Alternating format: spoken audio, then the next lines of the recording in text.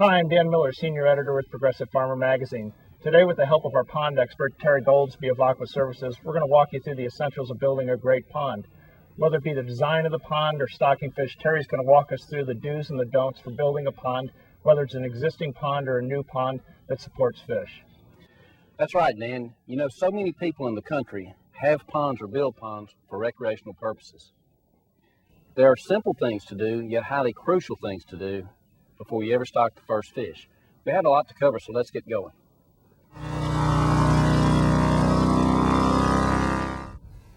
So Terry, what's the best size pond for bass?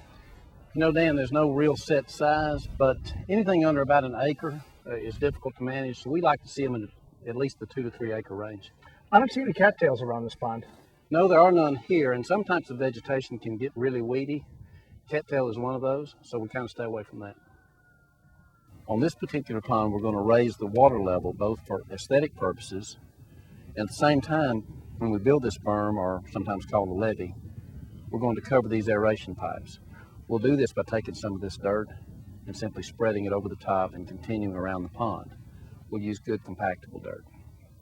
Hey Terry, I hear the slope at the pond's edge is important. Can you explain why? I can.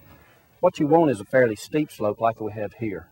This is probably a 3-to-1 slope, and as it carries into the water past the water's edge, it continues that slope down to bottom elevation. By getting deep in a hurry, it prevents weed growth in the future. Dan, when you're considering building a pond or a lake, one of the most important things is your water source and the flow in and out of your pond. Here we've utilized an indirect water source, which is this existing drainage ditch. And by building a dam on this ditch, we're allowing water to go in and out through these pipes, which can control the water on the other side in the pond. Why is that important? Well, it's important to control your water because you can control weeds and algae that come into the pond, you can control wild fish, and you can control the nutrients that stay in your pond. Here's a new use for an old water bottle. We're using it as a rain gauge. It's helpful after a rain event to know how much that rain makes your pond rise. So Terry, I understand evaporation can cause big problems for your pond. It really can, Dan. You can lose about 12 gallons per minute per acre each day, and that can amount to about 15,000 gallons off of every acre. So what do you do for water? Well, we like to have an alternative water source like a well. Once you've completed the physical construction of your pond, then it's time to think about creating a healthy habitat for your fish. Terry, we're standing out here with rocks and we're standing on top of gravel. What's this all for? Dan, before we filled the pond, we made this square of rocks, filled it with pea gravel. It's about a 10 by 10 square. This makes an excellent spawning bed for the reproduction of bluegill and shellcracker. Hey Terry, what do we got here? Dan, this is a bottom-placed aeration system. We put these in ponds to provide oxygen for the fish. This is a Vertex system. These are air stations. This compressor pumps air to the air stations. It flows up through the water and oxygenates the water for better fish. Terry, you got to tell me what this is. I will. I know it's weird looking, but this is a fish attractor. Sometimes you need to provide habitat and structure for your fish. You can use artificial structure like rocks, old trees, that sort of thing, or these things that you can buy commercially. They really make great habitat for your fish. So Terry, there's natural fish attractors too, right? There are. There's quite a few types of natural vegetation that we like to use in ponds and lakes to enhance the fisheries. Cypress trees are an aquatic tree that we like to plant. They grow well both in and out of the water. I've planted one here behind me already, and we're getting ready to put this one in. Hey Terry, what are these trees doing way out here? And as I was saying, cypress trees will grow in water. Those are some we planted last week, and we put rocks around them for additional fish attraction.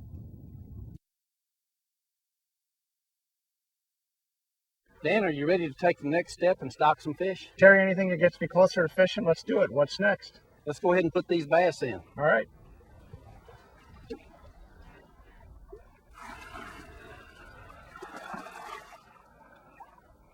So now, Dan, we've stocked our top predator fish. And for Dr. Strickland's lake, the top predator is the largemouth bass. 6 months ago, we came over and we put in small bluegill and small shellcracker, and those form the basis of our food chain. Now the largemouth bass should really grow and give us good fishing by the end of the summer. Well, Terry, I guess we're all done today. Thanks a lot for your help. Well, no, not quite. There's one more important thing. Let me show you. Well, Dan, here we have a high quality fish food, and in order to grow great fish, you have to have an ongoing feeding system. We use these nice devices, these automatic fish feeders that are programmable to throw feed out several times a day, also throw out different quantities. That helps feed the forage fish, the bluegill, which in turn helps the bass. Why don't you just mount them on the dock? Well, if you put them on your dock, then you have varmints that come onto the dock like raccoons and possums, maybe geese. By putting them out here, you keep that from happening.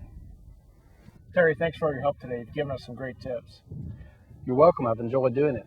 Now I've got to go to work and fill a couple of fish feeders. All right, well, have a good evening. Fishing is one of my favorite pastimes. I bet it's one of yours too. If you follow Terry's tips, you're going to end up with a great bass pond. For information on this project and others, go to progressivefarmer.com, and while you're there, look for our recipe on a great fish fry.